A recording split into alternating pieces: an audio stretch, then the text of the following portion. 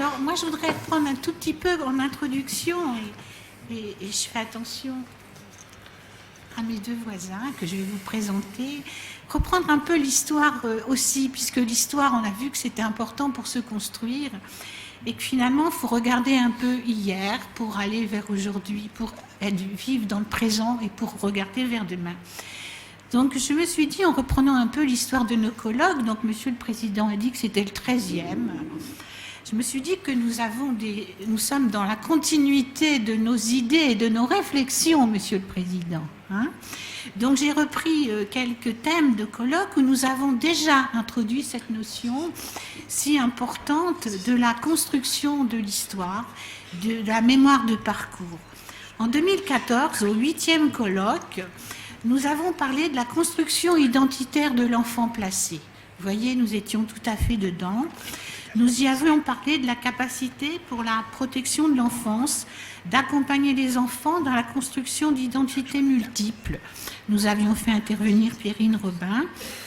Du droit de l'enfant accueilli à son histoire, nous avions entendu Daniel Lefebvre, en particulier autour des visites médiatisées dont a parlé Anne-Marie Martinez, des pratiques biographiques en accueil familial avec Nathalie Chapon, et comment les albums de Max et Lily aident les enfants à grandir.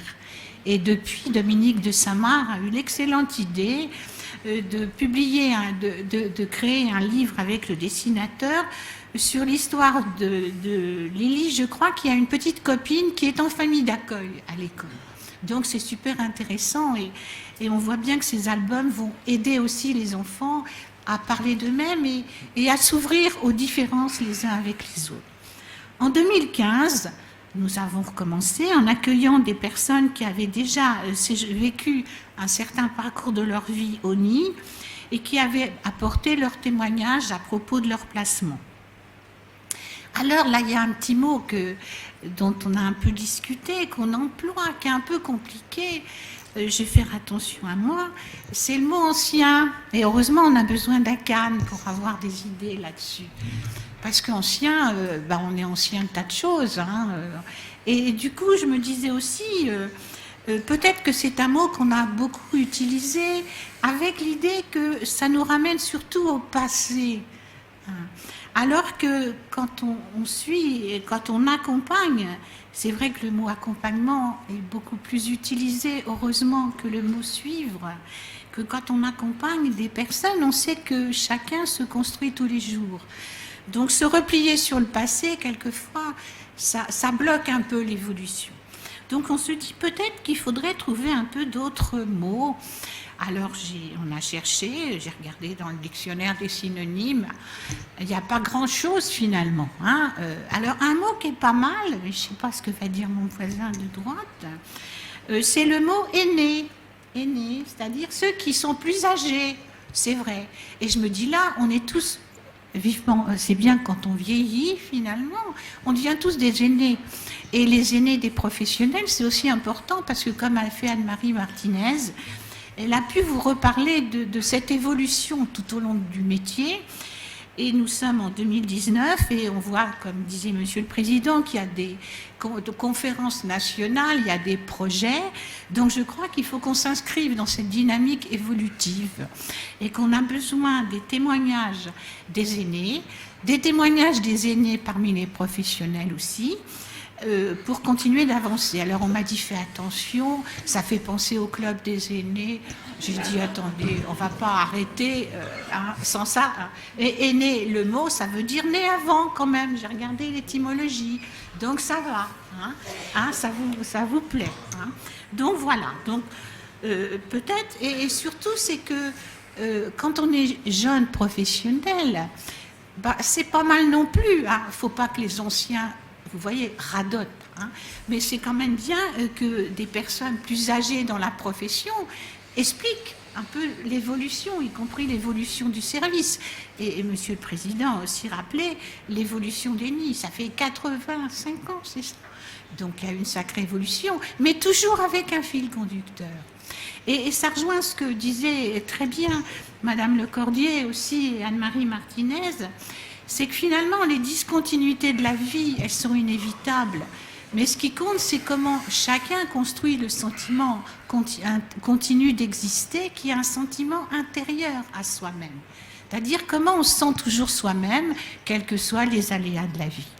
Donc on peut, utilisons la parole et les témoignages des aînés, ça je le dis aussi pour encourager les retraités à rejoindre les rangs de l'association Lénie. Vous voyez, il y a des buts derrière tout ça.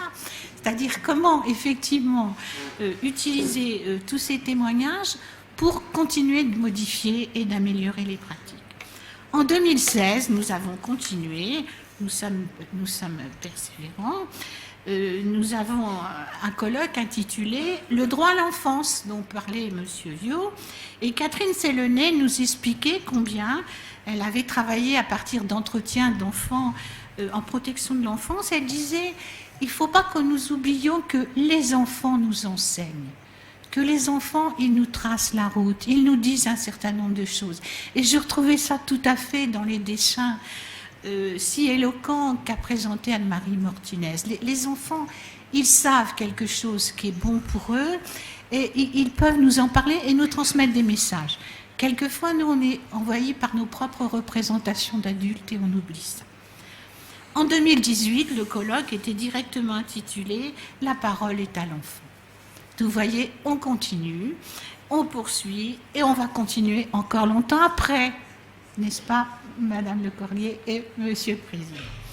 Donc aujourd'hui, on est dans la poursuite de cette démarche en développant des outils. Et c'est vrai qu'après ce temps de partage, vous serez invité à aller visiter les différents stands où justement sont présentés tous ces outils qui sont réalisés au sein de la Fondation et au sein des institutions partenaires. Je pense à l'IDEFI, à Notre-Dame-des-Flots, avec lesquels c'est si important et intéressant d'échanger et de partager les expériences. La dimension mémorielle, alors c'est quelque chose qui est devenu très moderne, très actuel, hein, on en parle pour tout. Hein. Mais la dimension mémorielle telle que nous la voyons, c'est-à-dire la capacité de parler de ce qu'on a vécu à sa façon, d'une manière très subjective, mais en la croisant avec l'évolution des lois et des pratiques, permet d'exprimer des souffrances, permet, et vous disiez bien tout à l'heure combien les dessins des enfants nous ont aussi émus, combien c'est important, surtout quand les enfants n'ont pas toujours au départ les mots pour le dire, combien c'est important que des personnes entendent leurs souffrances. Ça permet d'exprimer, de devenir des témoins et de dégager des émotions susceptibles de favoriser le développement. Tout n'est pas déterminé par les événements en tant que tels, mais par ce que l'on fait des événements dans notre monde interne. Et ça, je crois que c'est un message très fort. Et pour nous y aider, donc nous avons réussi à réunir alors, autour de cette table, finalement une table ça nous suffisait, alors deux personnes qui ont toutes les deux tout à fait à voir avec ce que nous disons. Donc, par qui je commence? Akane. Je vous présente, hein, et après je vais poser des questions.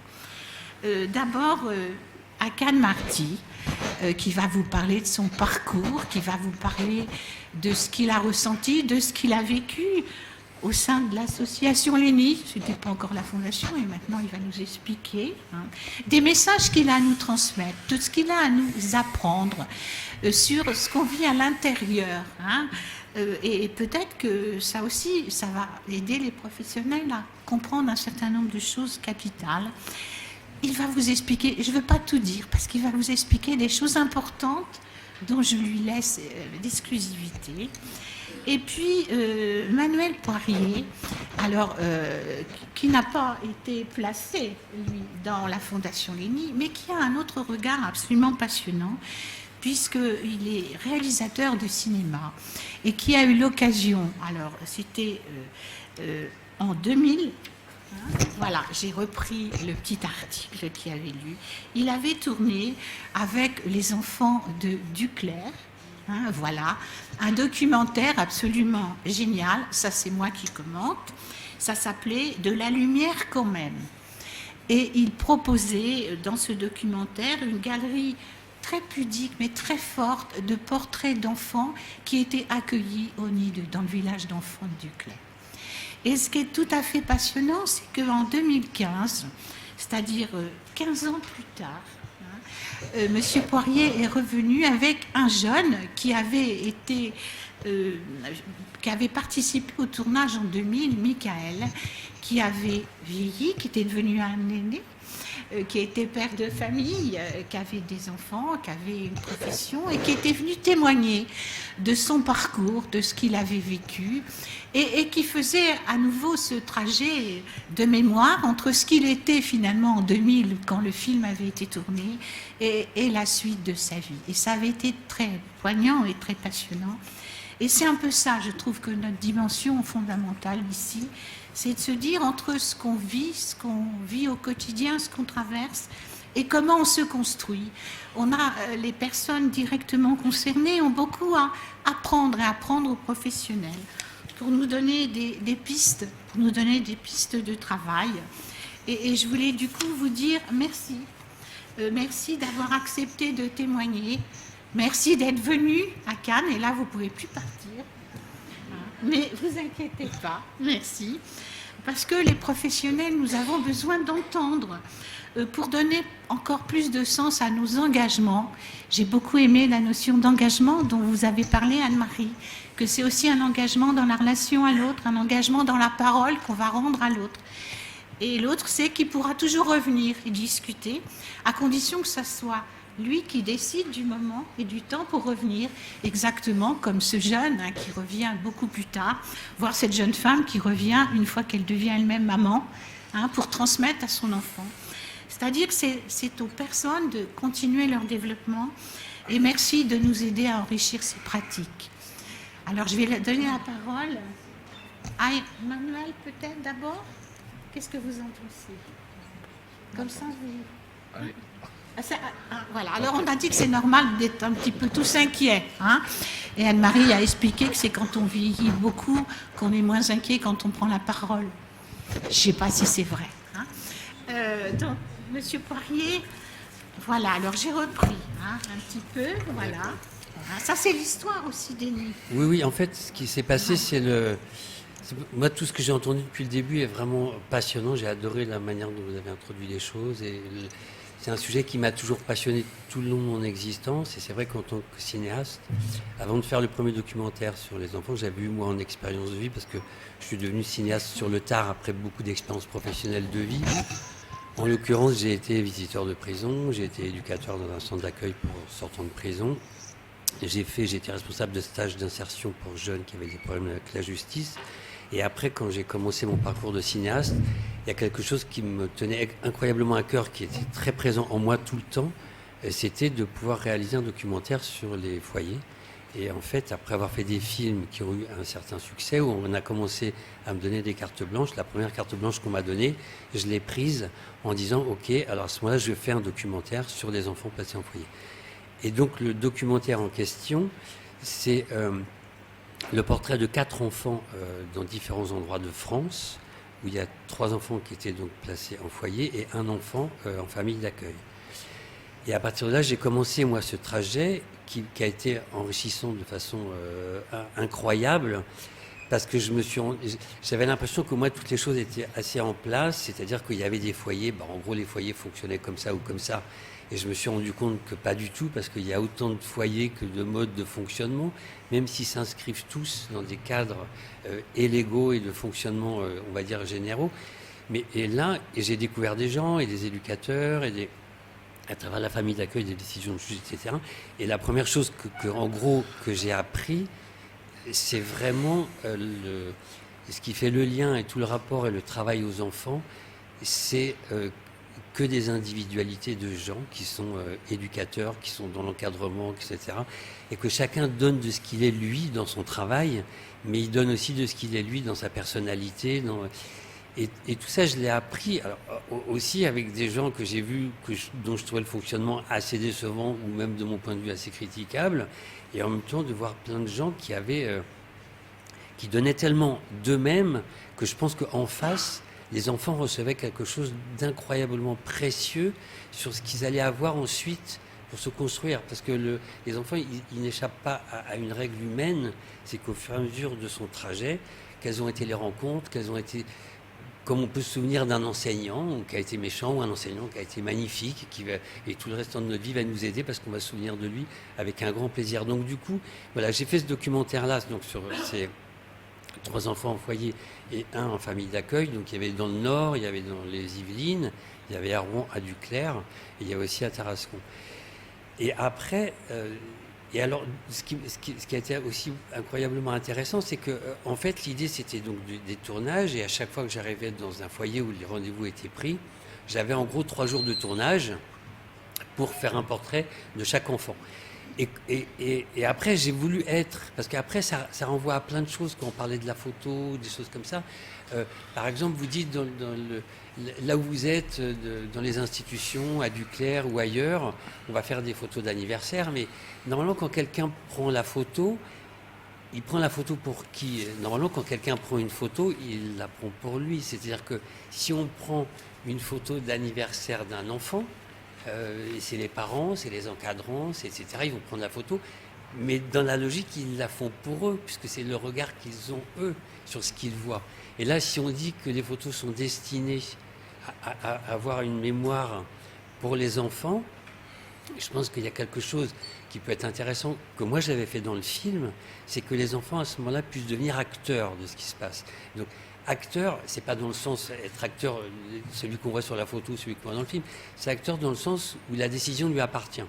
Et j'avais fait quelque chose, moi par exemple, les enfants sur le portrait, en disant, j'ai envie donc qu'on parle, j'ai envie de te poser des questions, j'ai envie de savoir plein de choses, tu me diras ce que tu as envie de me dire, mais par exemple, où est-ce que tu veux qu'on discute? Choisis un endroit.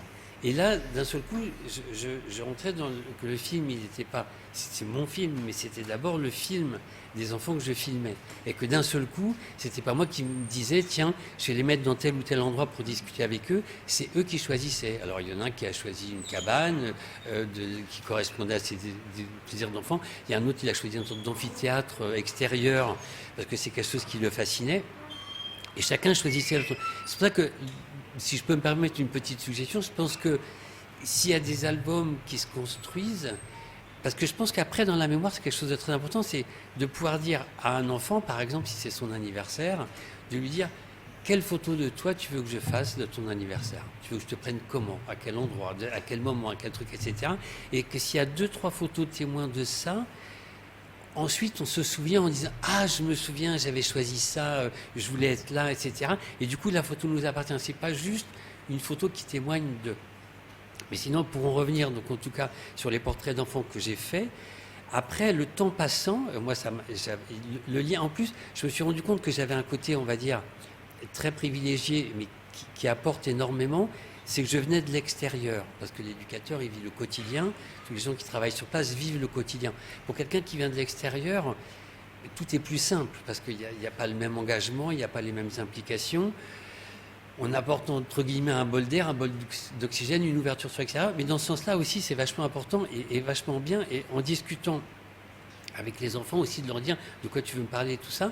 Et donc, il y a un lien qui s'est établi et qui, moi, m'a dépassé au niveau de l'émotion, tellement je me rendais compte que les enfants pouvaient me dire des choses absolument incroyables et même m'utiliser dans le sens noble du terme pour avoir des choses à dire, pour pouvoir les exprimer et tout ça. Et là, je me suis rendu compte que, finalement, pas moi en tant que personne, mais c'était important aussi que quand il y a des enfants qui sont au foyer, il puisse y avoir un lien avec l'extérieur, parce que ça leur apporte quelque chose de neutre, qui ne juge pas, sur lequel il n'y aura pas forcément une implication directement, mais qui sont un lien. Voilà. Alors, je ne vais pas faire de comparaison débile, mais c'est vrai que quand j'étais visiteur de prison, moi j'étais un lien avec l'extérieur. Il n'y avait pas de jugement, il n'y avait pas de choses comme ça. Et quand je suis arrivé dans les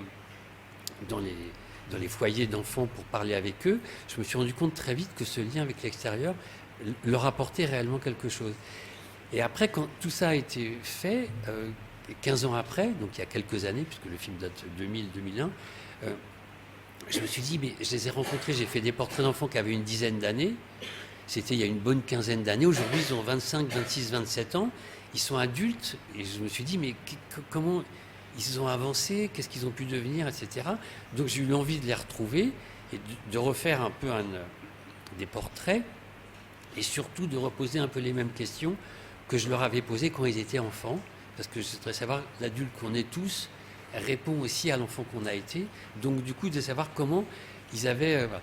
Et il y a un des enfants donc, que j'avais connu donc, à Duclerc, c'est comme ça que j'ai connu Duclerc, qui s'appelle Michael, avec qui le lien a été assez fort. Et donc on a continué à se voir après. Et bon, puis après la vie d'histoire un peu, on s'est moins vu.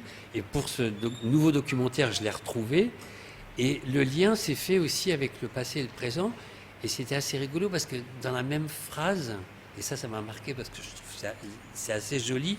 En fait, dans la même phrase face à moi, il faisait référence au présent et au passé. C'est-à-dire qu'en fait, il mélangeait le vouvoiement et le tutoiement. C'est-à-dire que ça donnait une phrase du style je suis vraiment content de vous voir parce que je me souviens très bien que tu étais venu à mon anniversaire.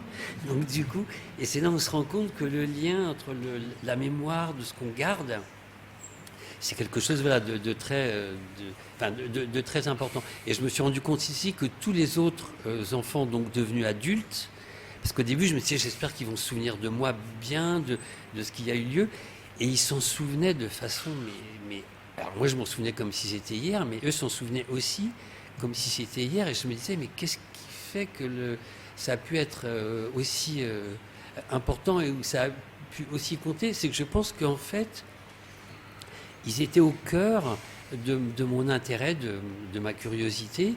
Et en fait, encore une fois, ils étaient acteurs. C'est-à-dire qu'à un moment donné, le portrait que j'ai fait d'eux à ce moment-là, c'est d'abord le portrait d'eux à cet âge-là que le portrait d'eux en foyer ou dans des conditions familiales difficiles, etc. etc. C'était d'abord eux. Et je pense qu'à chaque fois, de remettre l'humain, comme on dit souvent, au cœur de la préoccupation, au cœur de la démarche, c'est de mettre vraiment en avant. Et là, de cette manière-là, moi, ça m'a apporté une connaissance humaine par rapport au parcours que quelqu'un peut faire dans sa vie, par rapport au parcours chaotique qu'il a pu avoir au début, et de réussir à se construire. Et moi, je vois après Michael, comment il a avancé. Et après, même en discutant un petit peu avec Akan, que j'avais parlé beaucoup avec Michael, que j'étais revenu à Duclerc, face aux enfants qui étaient là en foyer, forcément avec des doutes, des conditions très difficiles, des situations chaotiques, compliquées, etc. Plutôt que de faire des discours, la meilleure preuve, moi, quand j'étais revenu à Duclerc avec Michael, c'est de dire, moi, je n'ai pas grand-chose à vous dire, mais vous êtes tous ici, mais regardez, Michael, il a été aussi à votre place, et aujourd'hui, il a, je ne sais pas dans quel ordre on va dire les choses, mais il est en couple, il a fondé une famille, il a une maison, il a un travail aussi, donc ça veut bien dire que tout ça est absolument possible. Après, sur la notion de mémoire et de souvenir, je me souviens qu'il y avait aussi une difficulté, mais que je ne sais pas comment vous pouvez ou comment cette difficulté peut se résoudre, parce que c'est les difficultés de vie. C'est que, moi je me souviens, Michael me disait, mais il avait un très bon souvenir d'Eni, de ce que ça lui avait apporté, mais c'était quand même en lien direct avec la période de sa vie la plus difficile. Donc du coup, c'est compliqué de dire, oui, je revendique, je viens de là, etc. Alors qu'en fait, quand il ramène ça, il ramène avec toute la problématique dans laquelle ils étaient. Et ça, c'est compliqué. Et c'est quand même des fois des enfants qui ont eu des éducateurs qui ont énormément compté pour eux. Je peux le dire, c'est pas de la démagogie ou de la complaisance, mais par rapport à beaucoup de vous qui êtes, la façon dont ce que vous allez donner à l'enfant, il va s'en souvenir après, adulte. Et cette récompense, vous ne l'aurez pas en direct parce qu'il ne vous la dira pas, mais il saura, et vous pouvez savoir que d'ores et déjà, tout ce que vous faites, tout le lien que vous pouvez établir est quelque chose d'incroyablement précieux. Mais comme je disais, en parallèle, certains enseignants qui ont aidé des gens à se construire tout le long de leur vie, sur des périodes scolaires qui étaient compliquées, difficiles ou chaotiques. Donc dans ce sens-là, voilà. Donc après, c'est vrai que la notion de mémoire, elle est essentielle, et la façon de se construire par rapport à cette mémoire aussi. Mais comme des fois dans la vie, on a tendance à essayer d'oublier un peu des moments qui ont été difficiles et qui pourtant sont associés des moments heureux à ces moments-là, c'est un parcours difficile à faire. Voilà. Donc en gros, voilà la raison de ma présence ici par rapport au documentaire que j'avais fait. Donc, voilà. On aurait envie de le revoir, ce documentaire. Hein, mais vous êtes en train de nous dire des choses très importantes et qui peuvent nous donner des pistes. Parce que vous expliquez que quand vous avez rencontré les jeunes, vous n'êtes pas rentré dans parle-moi de ton histoire ou parlez-moi de votre histoire. Vous n'êtes pas rentré dans l'événementiel ni dans le traumatisme ou le sensationnalisme. Voilà. Okay. Vous êtes vraiment parti de ce que vous dites bien, c'est parle-moi de toi. Et je crois que ça, c'est peut-être aussi quelque chose d'important. Parce que moi, j'ai vu des albums photos, par exemple, qui étaient faits par des professionnels, sans parfois même que l'enfant le sache. Et on me disait, mais quand il partira, rassurez-vous, il aura son album photo.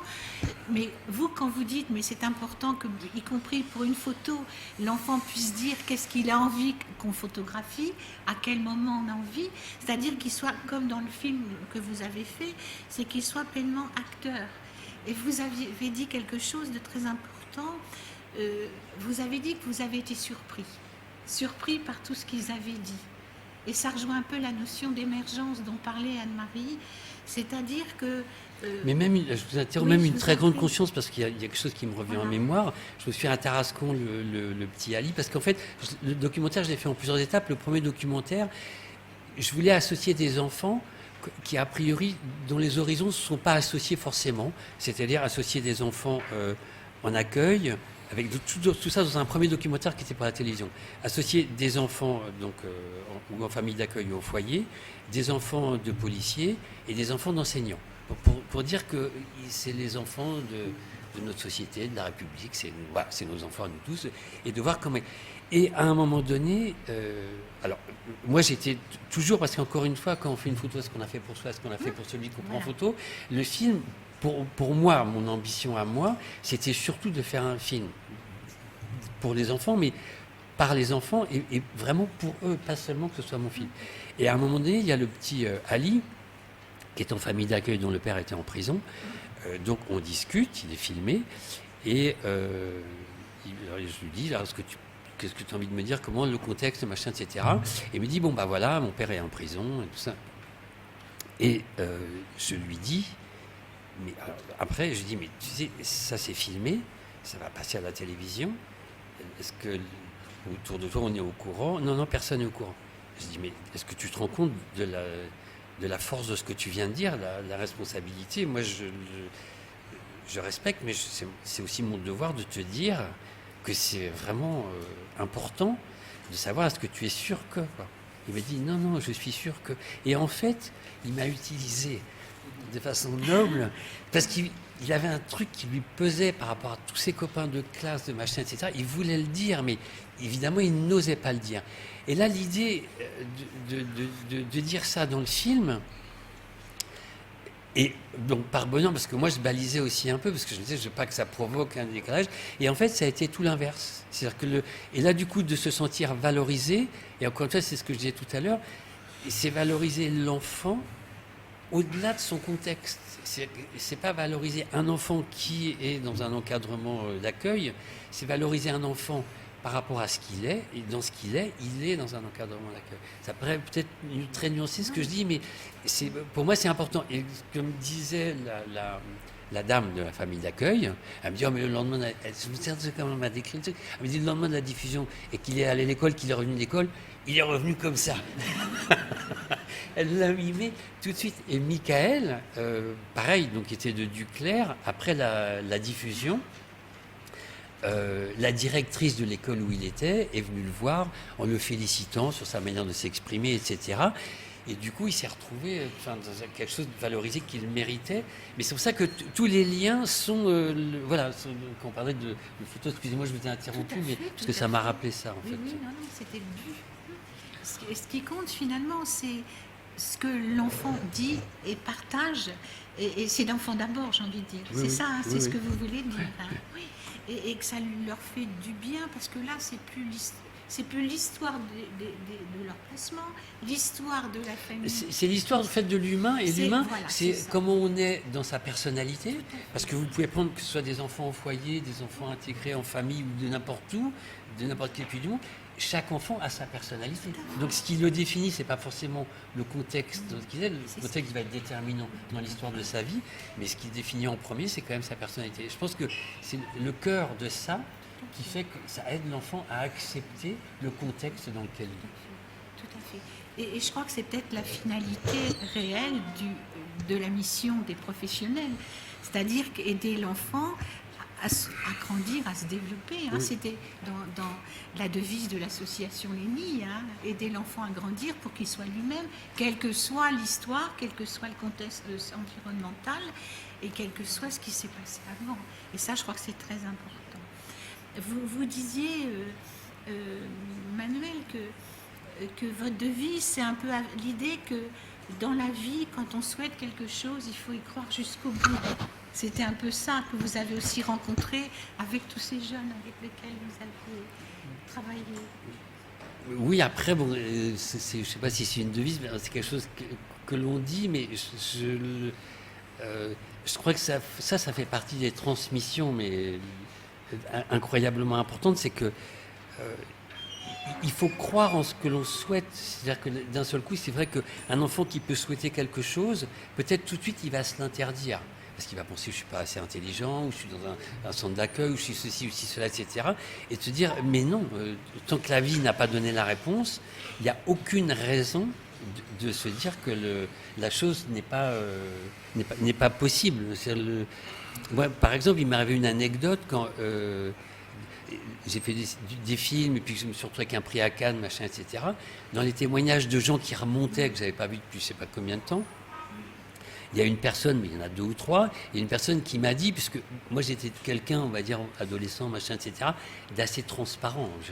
Personne ne s'intéressait à moi sur une personnalité précise. Et dans les retours que j'ai eus, il y a quelqu'un qui m'a dit, mais si quelqu'un comme toi réussit, ça veut dire qu'on peut tous réussir.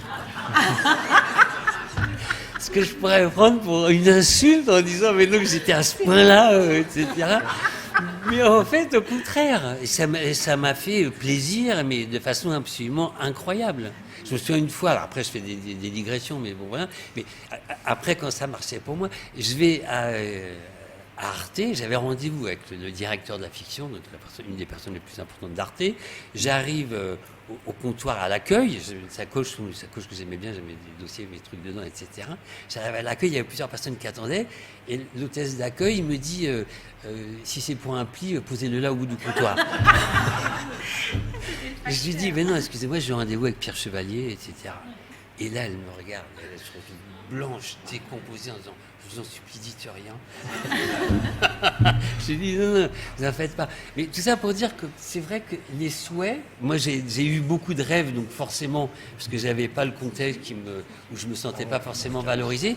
Et du coup, ça m'a mis des souhaits à concrétiser avec vraiment l'envie de les réaliser. Et je pense que pour plein d'enfants, c'est pareil, il faut leur dire souhaite tout ce que tu veux. Après, il faut que tu prennes un chemin pour aller dans cette direction-là, etc., etc. Mais il faut pas s'interdire, je pense. Est-ce que c'est ce qu'on appelle l'optimisme de l'action? C'est-à-dire quand on a un but et qu'on fait quelque chose, ça marche. Même si on se retrousse les manches, on a des difficultés, mais c'est un peu ce que vous nous dites. En faisant. Il y a quelque chose de cet ordre-là. Oui. Non, si, Donc, nous sommes très flattés d'avoir à côté de nous quelqu'un qui a été primé à Cannes. J'avais pas tout ça décrit dans mon papier. On est très impressionnés. Très impressionnés. Et je trouve que c'est très fort ce que vous dites, parce que ça veut bien dire que dès qu'on est dans la dimension de la relation humaine, au sens fort du terme, eh bien ça marche, quoi.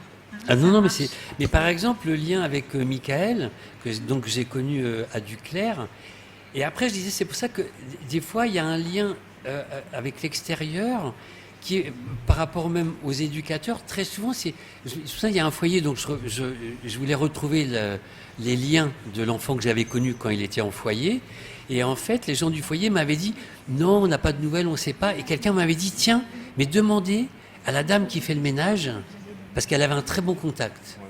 Et en fait, c'était la seule qui avait gardé le lien et le contact. Mais ça raconte toujours qu'en fait, à chaque fois, on est dans la relation, humaine. Merci.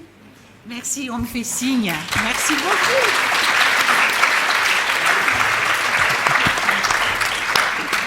Il faudra qu'on crée le prix de la Fondation Lénie. Hein, comme ça, on pourra remettre des prix aussi. Mais je crois qu'il y en a pour plein de professionnels et plein de gens qui font des tas d'actions extraordinaires. Alors maintenant, il faut que je laisse la parole à Cannes. Alors je lui dis, est-ce qu'il faut que je vous pose des questions? Il m'a dit, je crois que j'ai mon idée. Donc voilà. Et là, à Cannes, merci. Parce que vous avez beaucoup, tu as beaucoup, ou vous, tu sais bien, beaucoup de choses à nous apprendre et à nous aider aussi dans notre travail. Bon bah... C'est énorme. Bonjour. Alors, les personnes qui sont passées avant moi parlaient très très bien, du coup, là c'est un peu tendu, donc soyez indulgents. Je vais vous parler un petit peu de mon parcours, parce que ça prend sens un peu avec aujourd'hui, et la Fondation Lénie aussi, enfin bref, vous allez comprendre. Comment dire ? J'ai été placé dès ma naissance en famille d'accueil, maintenant on dit assistant familial, mais du coup j'étais en famille d'accueil. Jusqu'à mes 15 ans, famille d'accueil qui est tombée malade et c'est pour ça que je suis parti, non, on m'a changé, il faut le dire. Avant, j'avais aucune conscience de ce qu'on faisait. On me transportait d'un endroit à un autre et je souriais et on y allait. Voilà, et donc j'ai atterri, je le dis comme ça, au Saint-Denis à Mont-Saint-Aignan, ce qui est quand même assez drôle aujourd'hui parce que, en fait, ce qui me stresse un peu, c'est qu'il y a pas mal de gens que je connais ici. Et en fait, il y a des gens qui ont été mes éducateurs ici présents. Il y a des gens avec qui j'ai partagé des moments de vie quotidienne, je sais pas comment on dit, mais en tout cas qu'on a partagé pas mal de choses. Il y a des gens qui m'ont fait grandir. Monsieur Clément, qui est là-haut, il m'a fait grandir aussi en tant que professionnel. Il le sait peut-être pas, mais je vous le dis aujourd'hui. Il y a Francis aussi, aujourd'hui, qui m'a accompagné et qui fait que je suis l'homme que je deviens. Si je vous explique ça, c'est un lien après avec ce que je vais dire derrière. C'est que du coup j'ai été au nid, j'ai été sur le groupe Van Gogh pour ceux qui connaissent, un groupe d'adolescents et d'adolescentes, c'était mixte à l'époque, ça l'est toujours d'ailleurs. Et puis j'ai été au service jeune majeur d'Ali, qui est situé à Biorel, c'était l'ouverture quasiment. Et voilà, après j'ai continué mon parcours. Il y a des années de ça, en fait, Francis, qui est ici présent, m'a proposé de faire un reportage avec France 2. Donc, j'étais beaucoup plus stressé qu'aujourd'hui pour le faire. Et ça m'a ouvert pas mal de portes. Et j'ai continué, en fait, et c'est là où j'ai commencé à m'investir sur la protection de l'enfance et surtout sur les enfants qui sont placés, parce qu'on oublie souvent que c'est des êtres humains. Et on nous catalogue, et on les catalogue, parce qu'aujourd'hui, je suis éducateur spécialisé. Et du coup, j'ai aussi un autre regard encore sur la profession et sur l'accompagnement. Par rapport à tout ça, aujourd'hui j'écris un livre qui s'appellera Enfants mal placés, qui va sortir. Je vous fais pas la com, enfin je vous fais pas la publicité, hein, c'est pas le but. Hein. Et c'est juste que ça a un impact assez fort sur justement la mémoire des enfants. Parce que pour écrire ce livre-là, avec ce qu'on appelle, j'aime pas ce terme, mais c'est ma nègre, on appelle ça comme ça, celle qui écrit pour moi. On a utilisé les dossiers de l'aide sociale à l'enfance et on a utilisé on a fait appel à ma mémoire, mais qui est assez défaillante là-dessus. Donc c'était surtout les dossiers de l'aide sociale à l'enfance. Et aujourd'hui, je les ai ramenés. En fait, c'est pour vous montrer. Parce que souvent, on comprend pas. En fait, en tant que professionnel, c'est pas une critique, hein, m'en voulez pas. Comment ça s'appelle ? On écrit pas mal de choses. Et on ne se rend pas compte de l'impact que ça peut avoir. En fait, on est dans notre bureau, on est avec les collègues, on en parle, mais en fait, on parle d'une vie. Ça, c'est mon dossier. Pour vous, ça peut paraître particulier dans votre propre parcours de vie, dans votre parcours professionnel, mais en tout cas, ça a été mon histoire de vie. Et quand j'ai commencé à écrire ce livre-là, je l'ai lu. Et quand je l'ai lu, en fait, alors il y a des points positifs et il y a des points aussi à améliorer. Le point positif de ce dossier, c'est que j'ai lu une information préoccupante qui avait été faite quand j'étais placé en famille d'accueil et qui m'a ouvert les yeux sur ce que je vivais en famille d'accueil. J'étais au sein d'une famille d'accueil qui était maltraitante. Je ne le savais pas. J'en avais pas conscience. Et c'est ce dossier qui m'a permis de comprendre ce qui s'est passé, qui m'a ouvert les yeux. Donc ça a été très important. À l'inverse, dans ce dossier, j'ai vu des écrits de certains professionnels où je me suis dit, elle n'a rien compris. Elle était complètement à la ramasse et elle a été très jugeante. Et envers moi. Ça m'a marqué parce que J'ai pas été spécialement... Enfin, pour la petite histoire encore, c'est que le psychologue, normalement, qui est au département, qui accompagne, c'était le psychologue que j'avais quand j'étais petit et qui a rien vu de la maltraitance. Donc bon, je lui ai demandé à ne pas lire le dossier avec lui. Il n'est pas là, heureusement, mais il est pas au courant de tout ça. Dans tous les cas, ce dossier a un impact vraiment important sur la mémoire des jeunes et c'est une demande, c'est vraiment de faire extrêmement attention à ce que vous pouvez écrire. Parce que pour toute personne qui est ici présente, au-delà de vos parcours, quand on parle quand on revient aux histoires de vie à la mémoire, on a les livrets de photos, de famille, de tout ça, et on se rappelle, oh là c'était ça, oh là c'était ça, c'était génial. Moi, ma mémoire, elle est là, c'est des écrits de professionnels. C'est vous qui avez fait qu'aujourd'hui je me rappelle. Un autre dossier, encore plus important pour moi. J'ai pas connu ma mère, mais ma mère a été placée. L'héritage familial, il y a mieux, mais bon. Sur cet héritage, c'est ça. Et aujourd'hui, je vous présente ma mère. C'est particulier, mais si je vous le dis comme ça, c'est que c'est pour se rendre compte. Moi, j'ai la chance d'avoir fait du chemin, d'avoir pris du recul, mais du coup, quand on est quelqu'un qui est placé, ça peut être extrêmement violent de se dire je rencontre ma famille, je rencontre mon parcours à travers des documents. Et j'ai volontairement, quand je suis rentré dans la famille que je me suis construite aujourd'hui, avec ce dossier, je lui ai dit je vous présente ma mère. Et pour voir la tête des gens. Et ça les a, je ne vais pas dire choqués parce que je ne sais pas leur ressenti exact, mais il y a eu un petit moment, il y a eu un malaise, c'était volontaire, mais parce que c'est toujours particulier. Et dans cette mémoire, on parlait de comment travailler la mémoire avec les jeunes qui sont placés. L'exemple aujourd'hui qui m'a un peu ouvert les yeux aussi sur l'importance de laisser une trace, c'est l'éditeur qui m'a demandé est-ce que tu peux m'envoyer tes photos pour qu'on voit pour la couverture de livre. J'ai dit ouais. J'ai dû envoyer 7-8 parce que j'en avais pas beaucoup. Et il me dit non, mais toutes les photos. Et en fait, j'en ai pas d'autres. Donc la mémoire, la mienne, en tout cas, elle est que là. Pourquoi je voulais en dire ici non, c'était pour dire qu'en fait, au-delà des écrits et de l'importance, aujourd'hui, la photo est, je pense, à mes yeux, capitale pour l'enfant. Peut-être pas sur le moment, parce que chacun est un peu un être singulier et que sur le moment, ça peut être violent, comme on en a parlé tout à l'heure dans les présentations, et la demoiselle voulait pas voir les photos de son père, mais en tout cas, par la suite, a un impact. Et j'ai carrément perdu pourquoi je disais ça. Donc si quelqu'un veut intervenir, n'hésitez pas. Non, mais hier, on en parlait bien au resto, mais là, j'ai... Mais en même temps, j'étais en train de me dire, il me semble que vous n'êtes pas si âgé que ça. Non, je ne suis pas un aîné, moi. Je pensais à ce que disait Anne-Marie sur les années 70-80, c'est pas vous, ça, c'est bien après. Donc finalement, ça veut dire combien c'est encore difficile pour mettre tout ça dans les habitudes de travail. Vous n'êtes pas si âgé. Non, je suis un peu...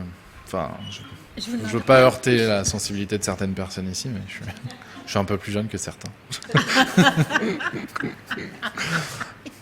Non, Vous assumez. Ouais, c'est quand même pas mal. Non, voilà, et du coup, aujourd'hui, moi, en tant qu'éducateur, c'est une chose à laquelle je fais énormément attention quand on accueille quelqu'un, que ce soit la famille, parce que la famille est aussi importante, hein. La famille comme l'enfant, parce qu'aujourd'hui on parle des droits de l'enfant, c'est une attention vraiment particulière à laquelle je mets, parce que je sais que moi j'en ai eu besoin. Aujourd'hui je me rends compte à quel point c'est important. Aujourd'hui je me rends compte à quel point les mots qu'on peut employer ont un impact. Et puis j'ai pu le voir aussi avec les jeunes qui ont été placés aussi en même temps que moi, l'impact que ça peut avoir, et aussi les souvenirs que eux ont récupérés. Voilà. Et moi, juste une question par rapport à ce que dit Icahn, c'est que je ne sais pas qui peut me répondre, parce que quand j'entends, c'est vrai qu'il y a des histoires de maltraitance dans les familles d'accueil, etc. J'ai une sensation qu'il y en avait beaucoup plus il y a 10 ans, 20 ans, 30 ans, qu'aujourd'hui. Est-ce que c'est une sensation qui est fausse, qui est vraie? Est-ce que c'est plus surveillé ou mieux encadré? Est-ce qu'il y a moins de problèmes aujourd'hui qu'il y en avait avant ou pas?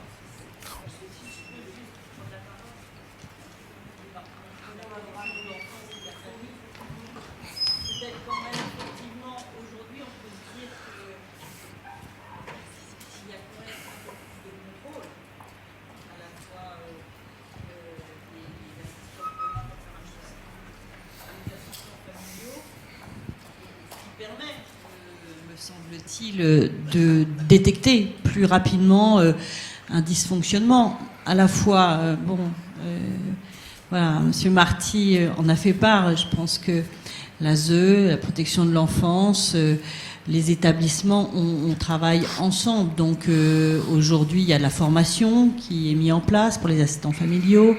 Et puis, il y a aussi ce contrôle, alors un contrôle qui est nécessaire. Donc voilà. Moi, je voulais, juste, puisque j'ai le micro, je me permets d'abord, je voulais saluer votre transparence, Monsieur Poirier. Je voulais saluer votre travail. Ça fait, je disais à Monsieur le Président tout à l'heure que je suis allée voir Hors Normes il y a quelques jours au cinéma, et que d'un seul coup, on a juste envie de faire partie de cette humanité-là. Et je voulais saluer le travail que vous faites au quotidien. Et puis, Monsieur Marty, je vous ai cité dans mon propos. Voilà, je voulais aussi vous saluer, parce que je sais que c'est pas si facile de venir à la table ici, mais à la fois, vous êtes tout à fait ouvert et dynamique dans les propos que vous avez, et je voulais saluer votre parcours. Et puis, peut-être parce que vous êtes un aîné, mais je le suis bien plus que vous, selon les propos de Martine, voir combien à la fois la protection de l'enfance, les établissements et puis les décisions qu'on peut prendre à un moment donné peut amener à des parcours singuliers, comme vous l'avez dit, voilà, avec tout un accompagnement, pas un suivi, un accompagnement d'éducateurs et d'éducatrices qui ont été près de vous et qui vous ont permis aussi ce parcours-là. Donc voilà. Mais je voulais aussi rajouter que vous avez raison sur les écrits. Tout est perfectible, donc il y a encore beaucoup de travail à faire sur ces questions-là. Mais c'est une question aussi qui peut être faite. Moi, je suis aussi au conseil de famille, donc je vois les parcours des enfants, quelquefois accompagnés des éducateurs et des éducatrices, et quelquefois, c'est vrai qu'il y a des propos encore devant les enfants qui sont tenus, qui devraient être un peu revus. Donc voilà, moi, Nathalie Dumont est là, et on est toutes les deux souvent, on est toutes les deux au conseil de famille, et c'est vrai que il y a besoin de porter ces enfants qui viennent, de leur donner cette chance-là, de pouvoir leur dire qu'il y a des possibles, comme vous l'avez dit. Moi, je suis toujours en train d'essayer de dire, mais qu'est-ce que tu veux faire ? Ah, tu veux être pompier ? Ah, tu veux être gendarme ? Mais oui, c'est possible. Il faut que tu aies un plan B. Si voilà, j'ai beaucoup de mal à supporter qu'on puisse dire à un enfant non mais c'est pas possible, il peut pas faire ça là, voilà. Donc il y a aussi toute cette notion de pouvoir porter ces enfants comme les autres. Voilà. Moi, il y a juste une question que je voulais vous poser à Cannes, et on va après s'arrêter, et Anne-Marie aussi. À Cannes, vous qui avez fait vos études d'EduxP il n'y a pas tellement longtemps, est-ce que vous avez l'impression que pendant vos études, vous avez entendu des pistes où on vous a fait réfléchir sur cette notion d'accompagnement de l'histoire de l'enfant ? Vous pouvez prendre un joker si vous voulez.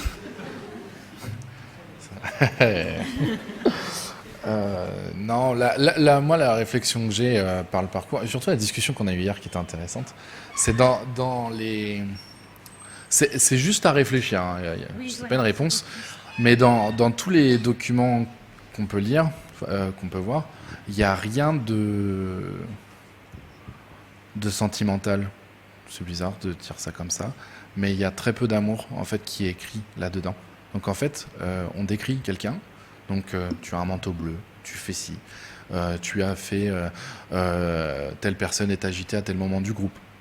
Mais à aucun moment donné, alors je sais pas pourquoi, hein, parce qu'il n'y a pas de texte de loi qui est écrit là-dessus, on ne dit pas ce qu'on peut ressentir aussi de la personne, qu'est-ce que ça nous a fait.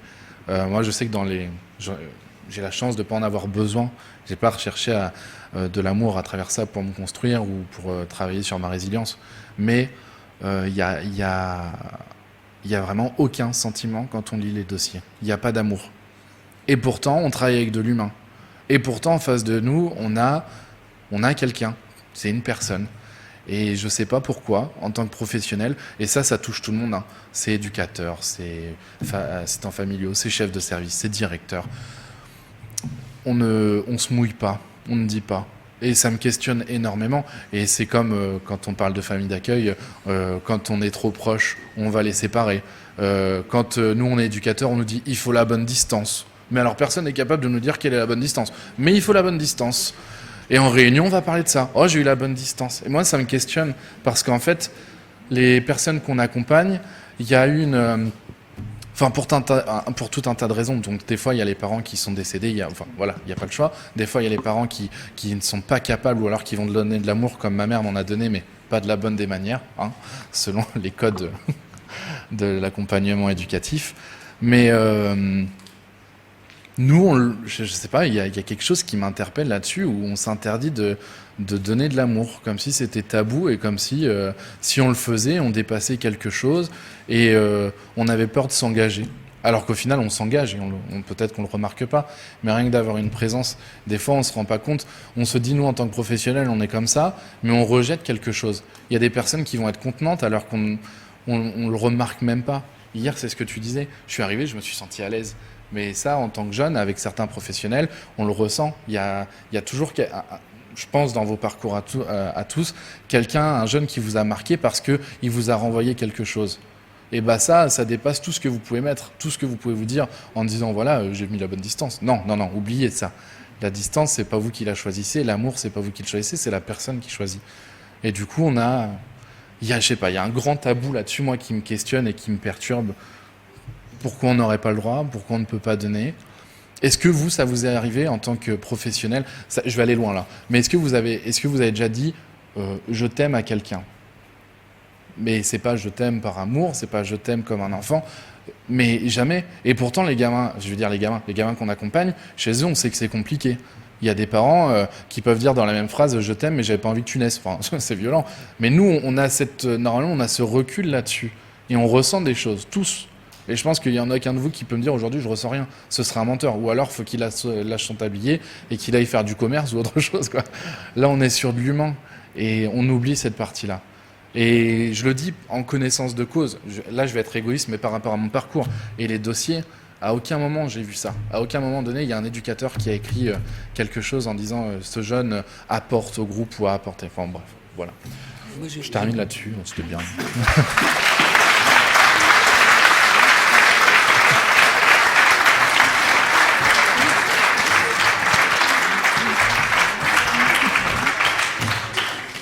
Et j'ai juste une question pour toi, Akan. Déjà, il y a juste une phrase que sans doute beaucoup de vous connaissent, mais j'ai envie de la dire parce que cette phrase, je l'adore. C'est c'est par les failles que entre la lumière. Donc ça, je trouve que par rapport à tous les enfants, tous les adultes, c'est sublime. Et par rapport à Akan, je voudrais savoir, toi, à ton avis, qu'est-ce qui t'a le plus aidé à te construire ? Désolé, tard, j'ai beaucoup parlé au fait. J'ai vu qu'il y avait le temps. Qu'est-ce qui m'a beaucoup aidé? Les rencontres. La vie, c'est un peu une question de rencontres. Cette phrase, elle est toute faite, mais en vrai, elle est tellement importante. C'est les gens que j'ai rencontrés, c'est les copains, c'est les professionnels. Enfin, quand je vois des têtes ici, hein, même après, en tant que professionnel, il y a Magali Soulard qui a été ma chef de service, qui m'a accompagné, qui m'a rentré dedans aussi en tant qu'éduc. Non, mais il faut le dire.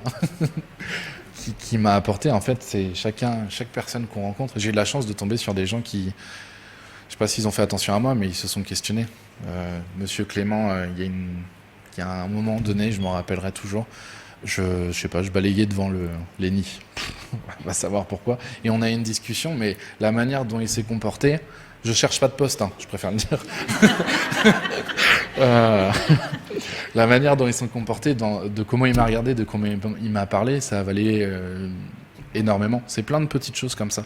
Et des gens, des fois, qui vont juste dire une phrase où je vais m'en souvenir. C'est une phrase, un regard, quelque chose. Là, c'est la relation, elle n'est pas obligée d'être dans la durée et tout ça, c'est juste un moment. Et toutes ces rencontres ont fait que je m'en suis servi pour pas tomber dans la délinquance, pour pas tomber dans tout ça. J'aurais pu, hein. Et puis l'histoire familiale fait que j'aurais eu une justification pour le faire. Mais non, c'est les rencontres. Donc dites-vous que vous, tel que vous êtes, à un moment donné, vous allez apporter, enfin j'espère quand même, quelque chose à quelqu'un sans même que vous en rendiez compte. Et des fois, on se questionne. Qu'est-ce que je lui apporte? Ou alors des fois, on est à l'inverse. Oh, j'ai fait tout ça pour lui. Alors que tout ce qu'on a fait, ça servait à rien. En tant que jeune, je vais être cash, on s'en tape. C'est d'autres moments, des fois, qu'on ne perçoit même pas, qui ont été très, très importants. Donc pour moi, c'est ça. C'est vraiment... la vie, c'est une question de rencontre. Et tant qu'on l'a en tête, on peut continuer à grandir. Je crois qu'on a envie de vous dire merci parce que vous nous faites du bien. Merci. Vous voyez, c'est vous qui nous aidez. Merci. Je pense à une notion il y a eu toute une co-formation à Dieppe, à l'AEP, avec ATD Carmonde. Et donc, du coup, les professionnels disaient qu'il faudrait ne plus utiliser, et avec les personnes d'ATD Carmonde, ne plus utiliser cette notion de bonne distance dont vous parliez, mais de juste proximité. Et je crois que ça, c'est vrai, ça rejoint ce que vous dites. La juste proximité dans la relation à l'autre. Et dire à l'autre que tu comptes pour moi. Merci Akane, vous nous faites du bien. Oui. Je voulais en fait, c'est votre dossier concernant votre maman qui m'a fait penser à cette histoire très ancienne. C'est une femme qui, comme beaucoup de femmes encore aujourd'hui, se trouve contrainte par les nécessités de la vie à se mettre en situation extrêmement dangereuse.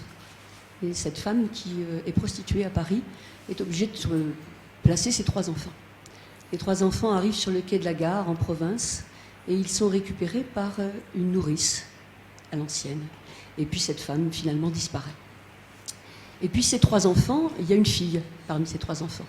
C'est difficile de grandir quand on est une fille et qu'on a une maman qui effectivement est frappée d'indignité. Et un jour, cette fille dit « Ma mère, c'est une pute ». Et l'assistante familiale lui dit, enfin l'assistante familiale, c'était la nourrice à l'époque, et cette dame, je l'ai connue vivante, se tourne vers la fille et lui dit « Je t'interdis de parler comme ça de ta mère. Je t'interdis de parler comme ça de ta mère parce que je vais t'expliquer. Lorsque tu es arrivé sur le quai de la gare, vous étiez tous les 3. Elle n'avait pas beaucoup d'argent. Quand elle est repartie, il faisait très froid. Elle a pris son manteau et elle l'a mis sur tes épaules. Alors une mère qui fait ça, on n'a pas le droit de parler comme ça d'elle, quel que soit le métier qu'elle fasse. Et je pense qu'effectivement, il est vraiment très important de rappeler aux enfants que la vérité du dossier, parce que la vérité du dossier, nous sommes obligés en tant que professionnels de dire ce qui ne va pas. Pourquoi est-ce que nous sommes obligés d'insister sur ce qui ne va pas? Parce que sinon, ça ne justifie pas notre présence. Tout simplement. C'est-à-dire que la protection, elle se justifie par rapport à la difficulté rencontrée. Et en général, on appuie évidemment sur les difficultés des parents. Nous avons encore aujourd'hui, notamment en placement familial, beaucoup de très jeunes mamans, et je pense à des femmes issues de l'exil, qui effectivement se retrouvent dans des situations inextricables, et qui effectivement vivent des choses qu'elles n'ont sans doute pas choisies, et pour lesquelles, pour leurs enfants, c'est difficile à gérer. N'empêche que, pour autant, je veux dire que notre façon d'en parler, à un moment donné, pas dans le dossier, parce que dans le dossier, on ne pourra pas raconter des choses comme ça, mais cette parole humaine de cette femme, parlant d'une autre femme, dont elle a élevé les enfants en disant « Je t'interdis de parler de ta mère comme ça, parce que ta mère a été capable d'un geste d'une grande générosité, et c'est ça que je retiens de ta mère », me paraît l'essentiel humainement. Merci. Je crois qu'il va... Merci beaucoup. Je crois qu'il va falloir s'arrêter là pour aller regarder et rechercher dans tous les stands qui vous sont proposés toutes les actions qui correspondent à tout ce qui a été dit dans la journée, pour pouvoir aussi peut-être en inventer d'autres. Allez, merci à vous. Ouais, ça a été.